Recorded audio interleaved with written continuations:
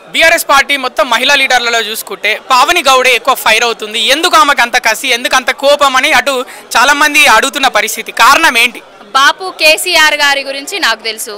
ఒకనాడు తెలంగాణ రాష్ట్రం వచ్చేదా పోయేదా డాడీ ఎందుకు తిరుగుతానో ఆ పార్టీలా అన్న నేనే తెలంగాణ తెచ్చిన నాయకుడికి దేవుడిగా అనుకొని ఇంత ప్రయత్నాలు ఇన్ని పనులు చేస్తున్నా.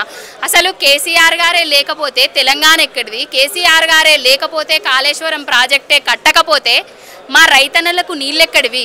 ఒకప్పుడు ఒక్క పంట పండించడానికే అరిగోసపట్టేటోళ్ళు మా రైతన్నలు. ఇప్పుడు 2 పంటలు కాదు 3 పంటలు వేసుకునే ధైర్యాన్ని తీసుకొచ్చింది. నీళ్ళు ఎప్పటికీ 24 గంటలు ఉంటాయని చెప్పింది కేసీఆర్ గారు.